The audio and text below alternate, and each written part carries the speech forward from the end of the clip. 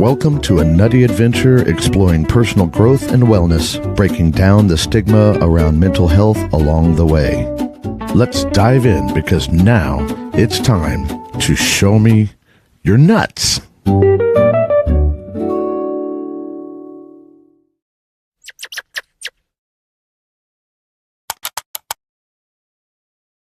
Happy Squirrely Thursday, folks. Good morning, and sorry anyone who might have been here an hour and a half ago and missed me because I wasn't actually here then. Getting used to this new schedule. So, good morning, everybody. I'm Stacy Braiuca, the Squirrel Wrangler, and welcome to Show Me Your Nuts, where we wrangle those inner squirrels and get real about mental wellness and technology. Got Techxiety? I solved that. So let me ask you, how charged are your nuts today? Are your nuts charged? And what are they charged with? Are you charged for your week? For... Oh, one moment, please.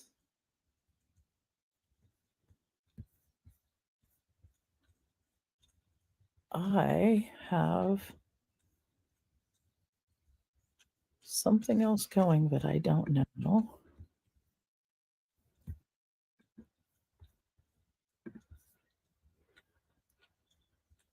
I had another window open that had people in it. There were people in my computer. So 2 a.m. It's 2 a.m. somewhere, and somebody is awake with anxiety. Because it's always, you know how they say it's always 5 p.m. somewhere, it's okay to drink? Well, it's always 2 a.m. somewhere, and somebody is always awake at 2 a.m. So I'm going to ask, how charged are your nuts about the being awake at 2 a.m.?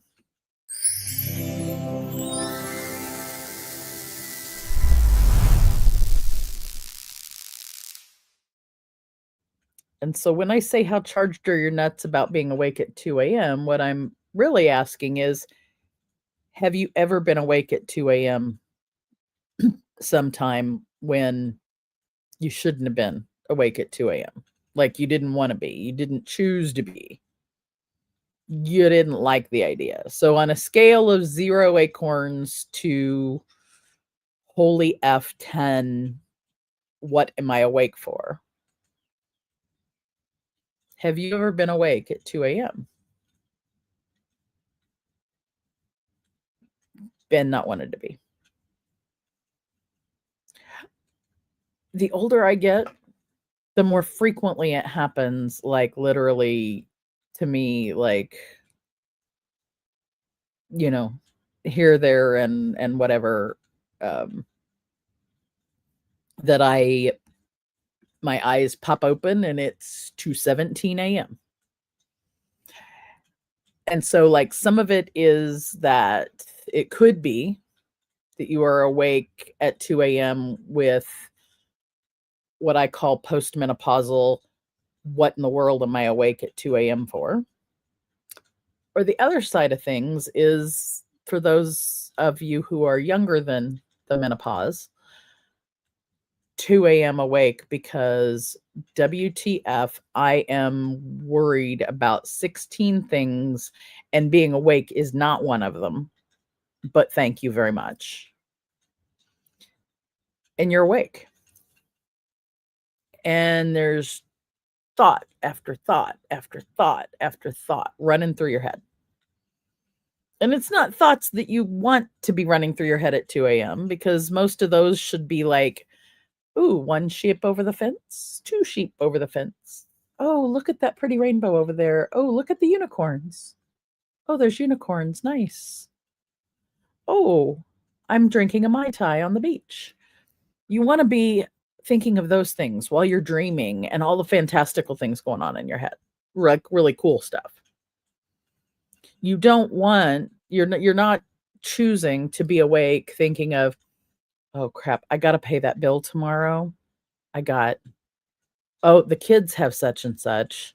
And how am I going to get kid A to place B when I really need to be over at place C for, oh crap, I forgot what was going to be in the, what I forgot to set dinner out.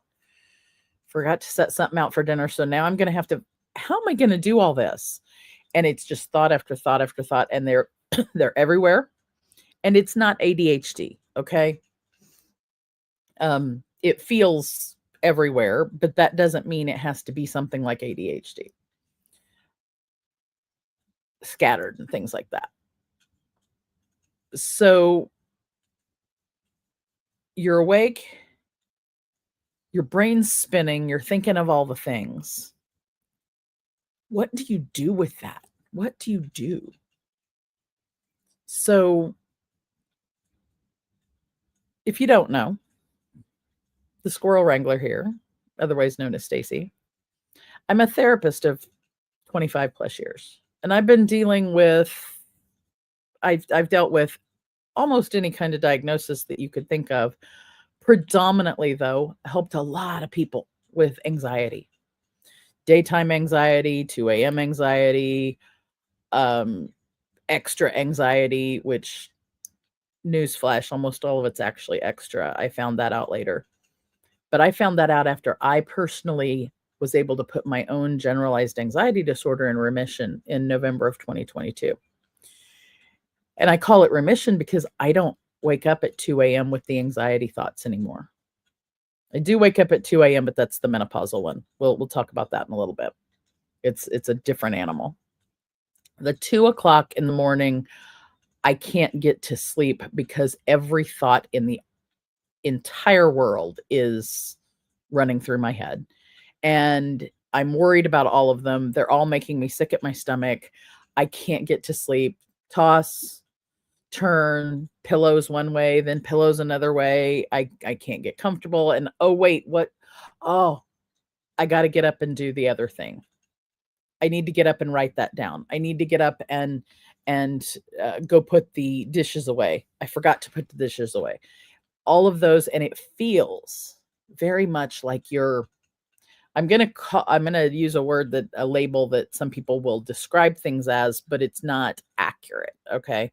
And I'm going to say, it sounds like you're schizophrenic. It sounds like you're bipolar. It sounds like you're anxious. It sounds like you're ADHD, and it's none of those things.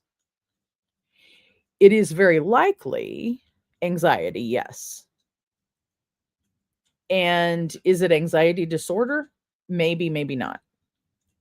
So let's back up from the mental health therapy clinical world of saying it's X, Y, or Z diagnosis.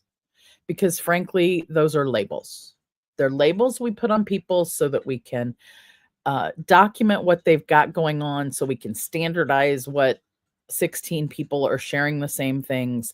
And then we can apply whatever treatments we learn as therapists to that thing, so that then insurance knows what the thing is, so we can bill for it. And at some point, it actually becomes very weighty, very heavy labels, not only for the clients, but also for the therapists. It becomes weighty labels for the clients because it puts them in a box. And I don't know about you, but as a human, I don't really like being put in a box of any kind, because I am Stacy, and Stacy is lots of different things, and being in a box isn't one of them. You, as your human that you are, the only thing that's a quote unquote box that we all share is being a human being. Unless you're not a human being, and then, we can talk about that too. But we are all, and frankly, in a way, so you could say we are all beings on this planet, because if you're speaking to me, for the most part, you're probably on this planet, because I don't think I've astral projected today. We're getting in the weeds, see? We're getting in the weeds of what box is what. And do you need to be in the weeds of what box is what to really understand what you as an individual are dealing with? So you're dealing with whatever you're dealing with, and it doesn't have to be what somebody else's box says. And the only reason I deal with the boxes as a therapist is because that's the only way they pay us from insurance in the United States. So let's setting that aside and saying this thing that's happening, let's get back to the thing that's happening at 2 a.m. and you've been laying there for hours. You can't get to sleep. There's 16 things going on in your head, and it's just over and over and over again. And sometimes the same things. It is a form of anxiety. It manifests different for every person. And it's uncomfortable AF. No matter whether you've been diagnosed, been put in a box otherwise, with a thing, or whether you're just dealing with one night that's that way. Doesn't matter. It's still uncomfortable. It's still frustrating. And it still disrupts your life. And those are the important things for me to hear as a therapist is somebody's got these things that are disrupting their life. I think those are the things that are important for us to talk about as humans or as whatever beings. Let's, again, labels. It's important for us to talk about this thing is frustrating. Not attaching stigma to it, not attaching labels to it, not attaching whatever, but I'm awake at freaking 2 a.m. and the same thought running through my head that ran across it at 10 when I laid down, was there at 11:14 when I was still awake. When I looked at the clock last, it was 12:62 in the morning. And now it's 2:17. And I'm still worrying about the same things and I can't turn it off. That's the frustration, right? There's 4 people watching. I'd love for anybody, pop in a note about what you're feeling. I haven't had very many comments this morning, and that's okay. I just want to see if there's anybody really out there. It's 2 a.m. somewhere, and somebody is awake with thoughts going through their head over and over and over again. So I'd love to know what you do about it when you're awake at 2 a.m. What is it you do that helps? Before I kind of put my 2 cents in there and talk about some ideas of what I think can help and what I think, we've established one of the things that causes it is anxiety. Sometimes even just being awake and not being able to get to sleep triggers our brain to be, oh, it's time to be awake. Let's do that. Or if you act on one of the things. So, oh, I forgot to do that. I forgot to put such and such dish away. So you throw the covers back, you get out of bed, you go in the kitchen, you put the dish away, and then you notice that something else is going on. And then you realize you're thirsty. So you go ahead and drink some water. And then you're like, ooh, I got to pee. So you head to the bathroom, you go pee. You think, oh, you know what? I need to brush my teeth. They feel icky. So you brush your teeth. All the things, right? In the course of the thought of, I forgot to put that thing away, to where you end up where you're getting ready to lay back down in the bed, you've done 16 things. You've activated your body. Physically, your blood's running through your body more. Mentally, you've done 16 other things. So your brain's activated, the neurons are firing, and then you're really awake and you're kind of starting out back where you were at 10:30 when you laid down again. Sometimes the being awake at 2 a.m. is because you have activated yourself again by getting up and doing the things. The hard balance is between what do you do to keep from activating yourself, but how do you get the stuff to stop? So I'm going to give you a couple of tips and tricks and ideas of what I have done in the past. And this is not from the therapist, Stacy. This is from the squirrel wrangler who's learned how to worked on wrangling her own squirrels. Now, does that mean I'm perfect at it? Absolutely freaking not. It means I work at it all the time. And really what it means to be the squirrel wrangler is I know that they're important. I know the squirrels are important. So it's important to keep them, but you got to wrangle the little bastards and put them somewhere until you need them. And at 2 a.m. is a time when you're like, you don't need the little bastards. You need to wrangle them. Right. And saying this, I am so glad to see you too. I know you're late, but you're here. I love the fact that you're here. Just the fact that there are people here. Speaking of wrangling squirrels, I'm wrangling sayings. You gotta those thoughts that are happening at 2 a.m, it's not that they're not important. It's that you have to wrangle them.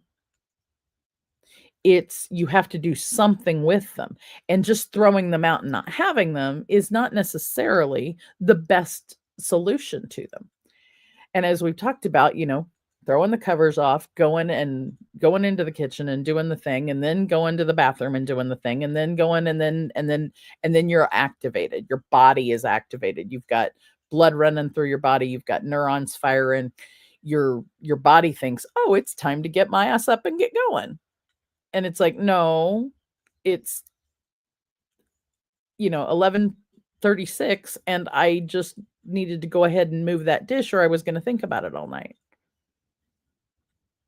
And now you're awake again and you're starting your bedtime routine of like how to fall asleep but your brain's activated and it's 11:45.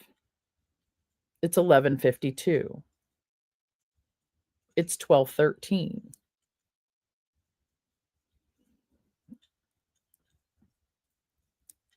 In our age of technology, thankfully, we have multiple tools we can use for things.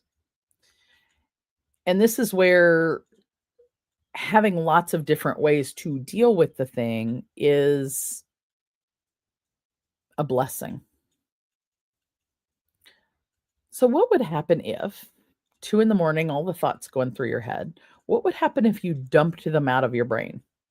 And I don't mean getting up and doing them because that's going to activate your body. And we've just talked about that a couple times. What I mean is, how do you get the things out of your head where they need to be and not activate everything else, not activating all the systems, because they're supposed to be in system shutdown, not system ramp up.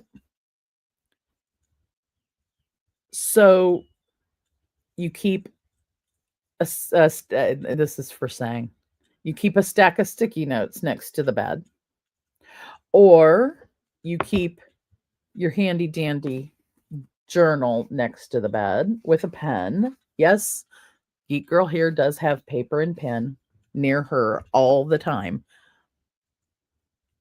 You also could grab your phone, set the button on it on the side. If you have an iPhone, you can set up the button to do certain things. Set your button to take voice messages so that you don't actually even have to open your eyes and activate that. You literally click the button and tell it blah, blah, blah, blah, blah, blah, blah, blah, blah, blah, blah, blah, done, and set it aside. And you dump out every single thought in your head. That's called brain dumping.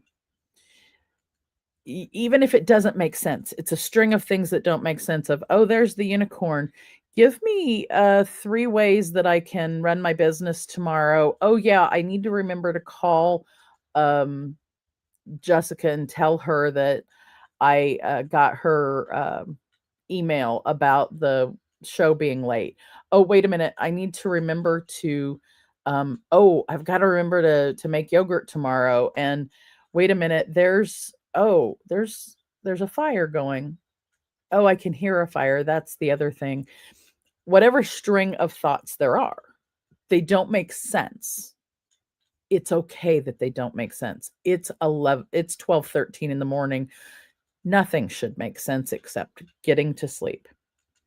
But you're not going to get to sleep until you get the things out of your head. And unicorns at 2 a.m.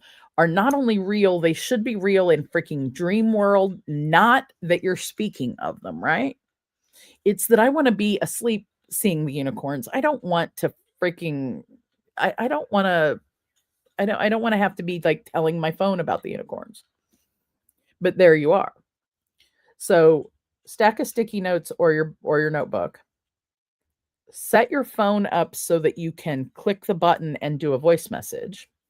Or one of my other favorites is if you have Alexa, and I have to say it that way or she'll answer me, or you have the Googles, or you have SIRI on your phone, any of those things, you can say, hey, so-and-so, or as I wish they'd have a trigger word of, hey, bitch, take a note for me. I know I cuss at my stuff and hey, take a note for me. Hey, Alexa, remind me at such and such AM or such and such PM tomorrow that blah blah blah blah blah blah blah blah blah unicorns at 2 a.m. are real. Brain dump everything you can. After you've brain dumped all the things that you can think of out of your mind, then there's a couple of other exercises I want you to practice. And I want you to practice them whether you're up at 2 a.m. chasing unicorns down the hall, or whether it's 10, whatever time you go to bed, it's your bedtime and you're relaxing, but trying not to think of blue ducks and squirrels. And as you're laying there relaxing and trying to think trying not to think of the ducks and squirrels, I want you to take a big breath in through your nose for a slow count of 4. And I'm going to do it here right now. And I'm going to be exaggerative and it's going to be funny, so I can't watch my face. But big breath in through your nose, slow count of 4. Then you hold it for a slow count of 4. Then out through your mouth for a count of at least 4. And I mean, when you push that breath out of yourself, I want you to act like somebody's squeezing your lungs so tight that there will never be breath in them again. And then take a couple of regular breaths and then do it all again and do it 4 times. So any child who can count to 4 can do this. I call it 1, 2, 3, 4 breathing. It's also, you can look it up. It's called box breathing. You've probably learned it before. You've probably learned any number of ways to do it. And here I go if I don't cough. In through your everybody in the audience. I see Jessica. I see Sang. Let's try it. In through your nose, slow count of.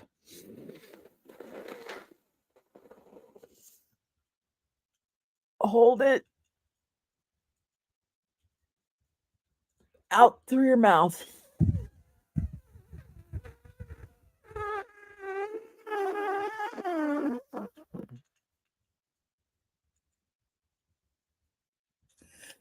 Then a couple of regular breaths. You can cough if you need to. Or you could get something to drink if you need to. That's what I get for demonstrating that, right? Okay. Then the whole thing at least 4 times. What that's going to do for your body, for your brain, for your everything, you're going to have oxygen running through your body, not getting up, running blood through your body as you're going through the house chasing unicorns. The exhale is going to get rid of potentially any kinds of, like, get rid of toxins and things. So the inhale brings in fresh oxygen. We know that. The exhale puts out CO2. The more you can press out of your lungs, the next breath is going to bring in even more. And as you stretch those muscles in your, and I'm not a physical therapist, doctor, I don't play one on TV. I'm explaining this the best way I can as a human being. The more you expand that part of your lungs as you can, the farthest you can expand it and then contract it, think about it like working your lungs out, like working those little alveoli in your lungs, like having them stretch. And okay. And as you know, if you know, when you hold a muscle tight and then you relax it, or you let go of holding it tight, rather, it is, and you focus on it mindfully, you're going to relax the whole muscle even more than it was before. It's going to release different chemicals into your body when you're doing that. I don't know all the biochem of that, thank God. Like I said, not a doctor, not a physical therapist, don't play one on TV. But as you do that, and I know that as your brain mindfully tells that muscle to relax, and you focus on telling it to relax and get softer and relax farther into the bed. And again, as you're relaxing into the bed, you are melting and you are feeling more tired. And yes, I am using my hypnosis voice on purpose. I want you to think with that voice. I want you to think with the long on the word relax. And as you think of that word relax and you think of it with the long relax, I want you to focus on that one muscle and focus on that muscle feeling softer. We literally can tell our body and our mind to relax. And we can, as we focus on it, and I'm not going to say this works absolutely the first time you try it. This is practice, okay? You have to practice this even when you're not awake at 2 a.m. You have to practice this thing every night when you go to bed so that it becomes your automatic reaction when you lay down, that you do that breathing exercise. Now, let's say you did all 4 of you thought you did all 4, 1, 2, 3, 4, 1, 2, 3, 4, the in through your nose, out through, hold it out through your mouth, in through your nose, out, hold it out through your mouth, all that. You did it 4 times and you're still fucking awake. There's still unicorns in your head. Okay, it's all right. The next exercise I want you to do is called progressive muscle relaxation. And it's where you literally tighten up your toes and you crunch your toes as scrunchy as they can get. And you hold them for 15 to 30 seconds. And then you purposefully relax, like I was talking about. Focus your mind on your toes melting. And then scrunch up your feet and focus on how that feels for your muscle to be so tight. And then focus on them relaxing. And then the bottom of your foot. And you work your way, picture working your muscles all the way from the tips of your toes, each muscle group, holding it for 15 to 30 seconds, and then relaxing it as far as you can, as relaxed as you can, as soft as you can make yourself. And then all the way up. If you make it to your head and you're still awake, You're still thinking about the unicorns and not dreaming about them. That's going to be a new one. And Sang says just run with them. It's okay. Is run with them, but do you run with them down the hall or do you run with them in the dream? So like the thing here is to try and get in running them with the dream.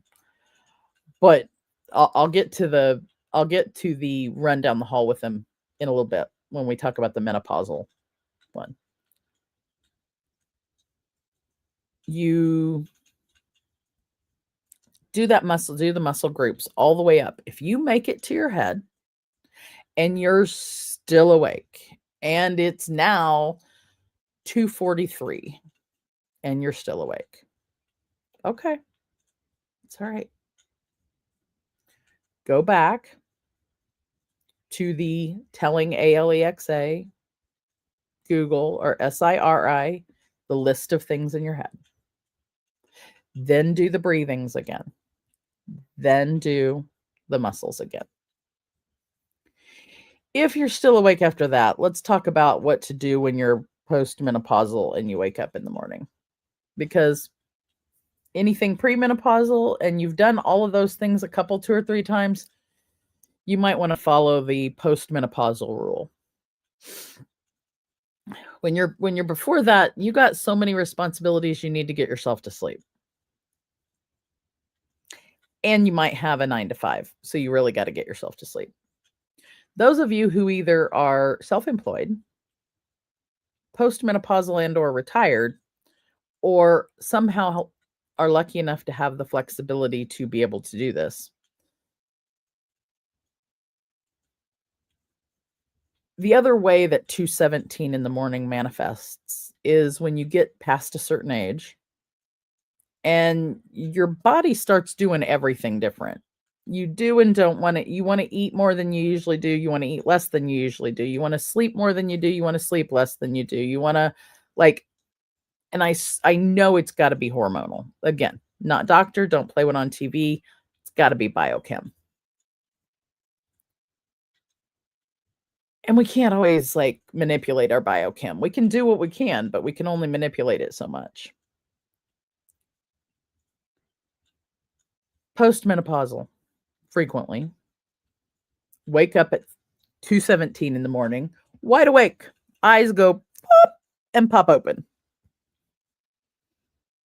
And you try and, you're like, oh, I got to pee. So you get up, you go to the bathroom, and boom, what have you done? You've activated yourself. But if you didn't, you were going to pee the bed. So there's that. So you get up, you go to the bathroom, you come back, you try to do the breathing, progressive muscle relaxation, and brain dumping in whatever order it happens. And all of a sudden you're still awake. And now it's 3:16. Okay. The other side of the equation is, at what point do you go, okay, I have now been awake for an hour. I've tried all the things. I might as well get up and be activated and do something. Because if I'm going to lay here, I might as well get something done. So there's 2 reasons that we can be up at 2 in the morning. You can be worried about all sorts of things, having all the thoughts, having all the ducks and the unicorns and the squirrels running and playing and wanting your attention. Or you can be at a certain age where you just wake up at 1, 2, 4 weird times in the morning, and you either have to pee, that's what woke you up, or for no reason at all, and you're awake. Doesn't matter which of those that wakes you up, or that either keeps you awake or wakes you up. It's 2 a.m. somewhere, and somebody's awake and frustrated. I hope that the ideas of brain dumping, progressive muscle relaxation, and breathing and in some kind of order, that those are helpful. I also, thankfully with the YouTubes, we have lots of fun other tools. White noise, brown noise, pink noise. You can have apps that have all different, every color of noise. Who knew that noise was in so many colors? And different colors work for different people. They work for different reasons. And when I say brown noise, white noise, blue noise, all the colors of noise, the other thing you can think about is things like crackling fires or rippling water or raindrops or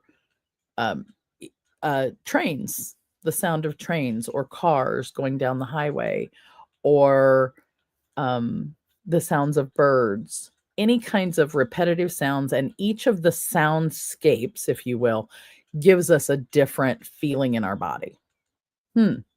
Sound, frequency, feelings causes us to be somewhere. Sometimes those are anchored to us. I'm not going to go into anchoring today, but we might do that another day. Anchoring's an NLP concept. You can look it up. It's really cool. It's one you can use to fix things. It's also one that can show you where things are broken. You turn those different soundscapes on, and that can help you distract you and cage the squirrels of all the things, all the thoughts that you're having. So you brain dump, and then you turn the white noise on to keep them from coming back.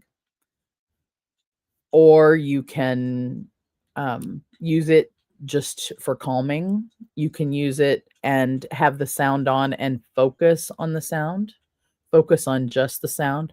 Take your eyes, instead of, obviously, when we're trying to go to sleep, we have our eyes closed. But the other way to do it is keep your eyes open. Look across the room. If you've got like maybe you've got a TV on, maybe you've got a device like a humidifier on, maybe you've got an alarm clock, old school alarm clock. You've got some kind of electronic device or something that has a light on it. And so if you have a light in the room, a lot of times TVs also, they'll have that little light where it, for the remote or showing that the device has power. Take your eyes, look at that light, and do what's called softening your gaze. So softening your gaze is kind of like making your eyes fuzzy on purpose. All right, so you look across at that light and you soften your gaze. It's a couple different things that does. Is that one, it's mindful softening of yourself again. The other thing that works for is called Hakalau. It's called the learning state. Again, we're not talking about that one today, but you can look it up. That doing what you can to focus on something other than the thoughts after, or, and especially that after you've brain dumped them. You've got to sometimes just brain dump all the things, because otherwise they're there. The magic of brain dumping is, one, that you are putting the ideas, the things, into another place so that they're there when you wake up. So you're telling your mind, hey, I'm going to go and put all of these things in my notebook, on the sticky notes, in my phone, telling Alexa, wherever they're going. I'm going to do that so that they'll be there when I'm awake. And what that does with the anxiety is tells the anxiety, oh, you don't have to have this feeling because the thing's going to be there when I'm awake. It's simplistic and doesn't always work, but it's kind of like telling your brain, hey, there's nothing I can do about that shit right now, and I really need to sleep. And to an extent, that can work. Again, every individual is different. None of us are in a box. No one's 2 a.m. anxiety is the same. My 2 a.m. anxiety looks different than Sang's, than Jessica's, than everybody's.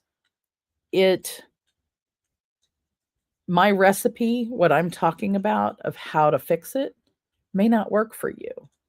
So that's why I'm saying, look at all of the different things. Look at the soundscapes on apps on the phone. YouTube has lots of, and they have lots of really cool videos where if you do a search in YouTube for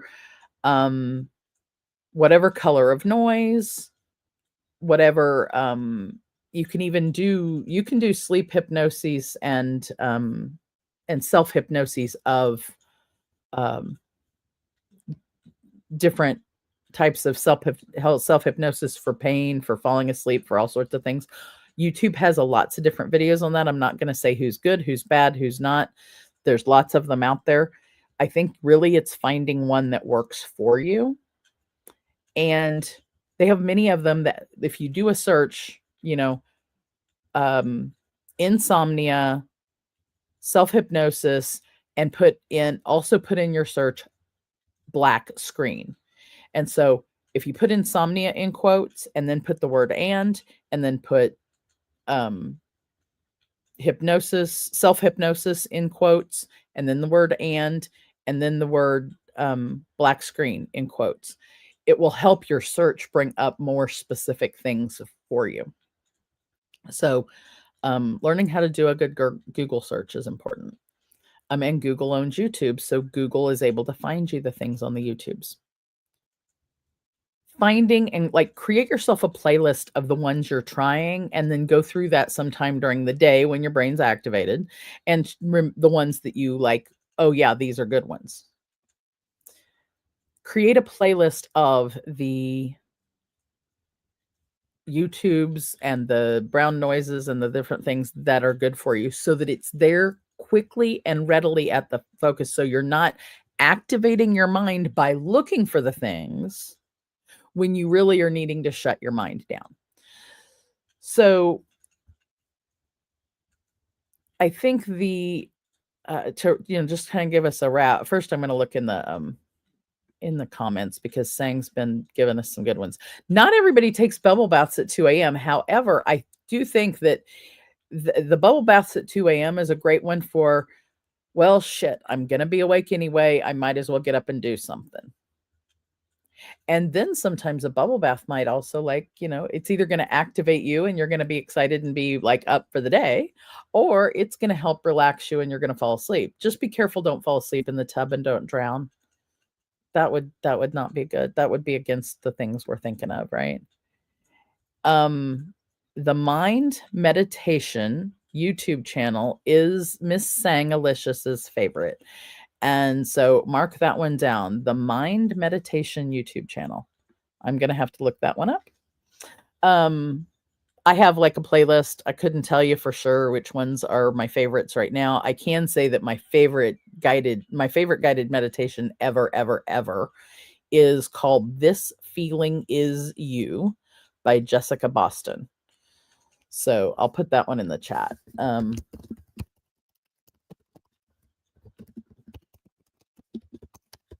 She is amazing.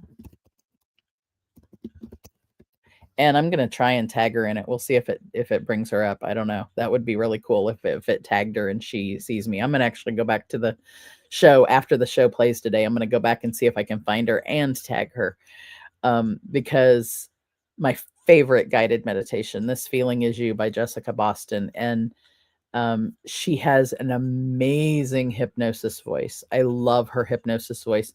The meditation itself is incredibly well produced, sound-wise, and has some great hypnotic soundscapes in it. It's a series of about, I'm going to count this wrong because I don't have it pulled up, but 6 to 8 different little different tracks. So it's a full album. I actually bought the CD of it because I loved it so much. I've never opened and played the CD because I always listen to it on one of her streaming channels. But if I ever were to lose the option to listen to it on streaming, I bought that CD because I had to have it in physical person just in case, right? There's about 8 tracks and you want to listen to them in order, but it doesn't matter if you fall asleep. Also, though, be ready to have a good couple of hours to sleep if you do listen to it, because if you do, you'll want to listen to it kind of you want to let yourself go to sleep. This isn't just a hip one to take a 20-minute nap to. You want to have a good couple of hours to soak that one in. And the really cool part about it is it's different every time you listen to it. The tracks are the same. Her stuff's the same. She's saying the same thing. But your experience, you will get something different out of it every time. Hats off, props to Jessica Boston. I absolutely love that she has some others too, but This Feeling Is You is out of this world. I will refer people to it forever. As a matter of fact, I think I actually do have. Yes, I do. There's the Spotify link to it. That's her Spotify link. Hopefully that one works. Anyway, love me some Jessica Boston. It's a great one to help you get to sleep. I mean, I have used it when I've been insomniated. Yeah, that one. I've used it before then. And it's great to help get you to sleepins. I have had people say that one doesn't work for them though. And again, each brain works different. Who knew? Diversity on this planet. We're all not the same. Thank God. Because I think that would be like boring AF. In fact, I don't know that I'd be on here on a show if we were all the same. Why? Why would we even like, I don't know what we would do if we were all the same. I hope that even if it's 2 a.m. somewhere and somebody is awake watching this, I hope that you're able to slept off into dreamland, to chase the unicorns and the ducks and the squirrels. And if you know, you know. And if you don't, talk to Jessica. She's runs the Breakthrough Show Network. This amazing place that I'm sitting is because of her. And there's amazing shows there and come play with us. Come play with us at the Breakthrough Show Network. It's just fun. And okay, so Sang, with the mic drop, as usual, we would ride our unicorns into the field of dreams. I want to ride unicorns into the field of dreams with you guys because, why not?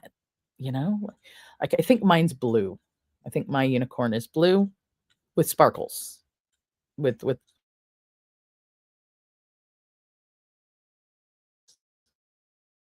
blue with silver spark, pink. I absolutely Sang has a pink unicorn. There's no doubt about that. Jessica has a blue duck, so there's that. My blue unicorn with sparkles, with silver sparkles, might have to have like a herd of squirrels chasing it. I think. I'm not sure.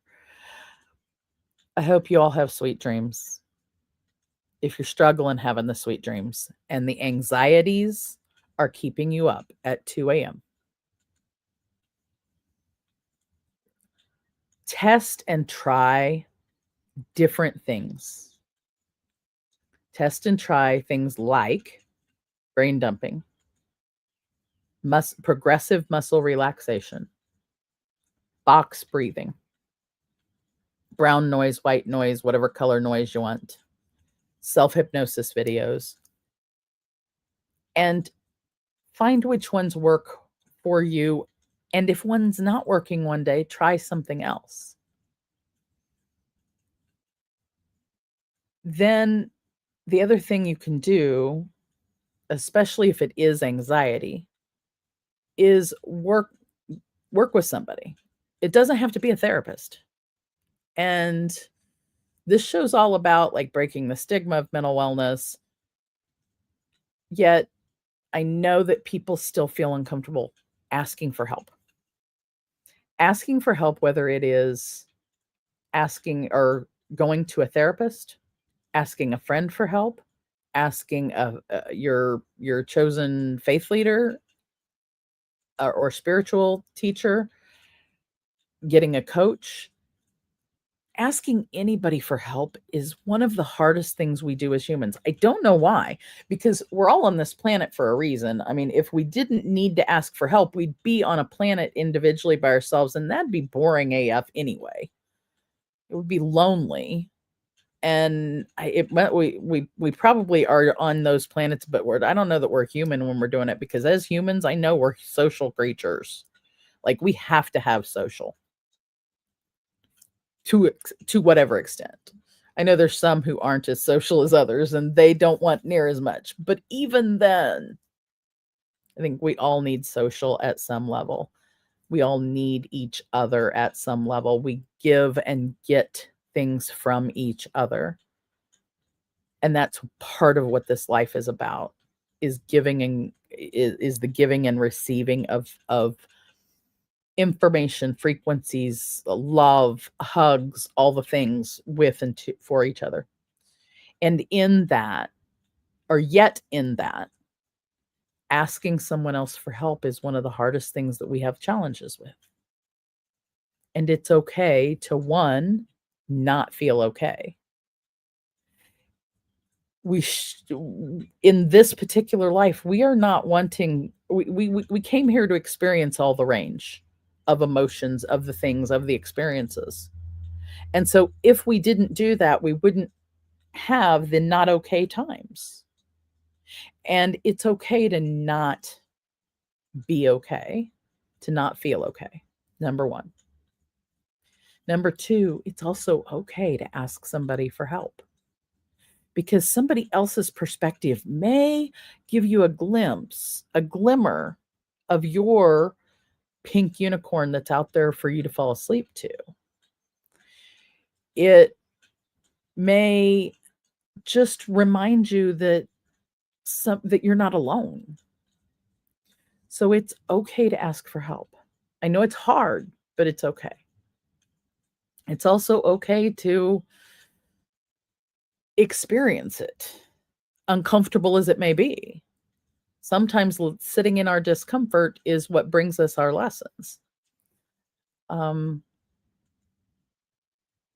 So try all the things next time that you're awake and it's 2 a.m.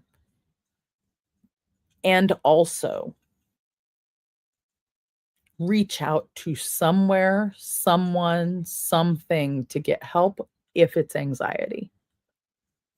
Because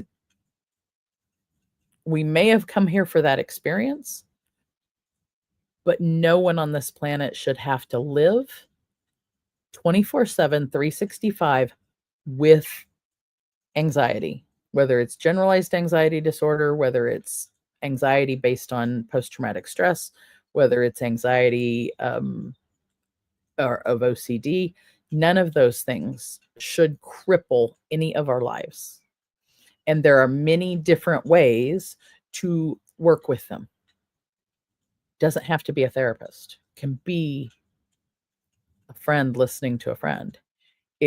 There's lots of different things. Try whatever the different things are that work for you.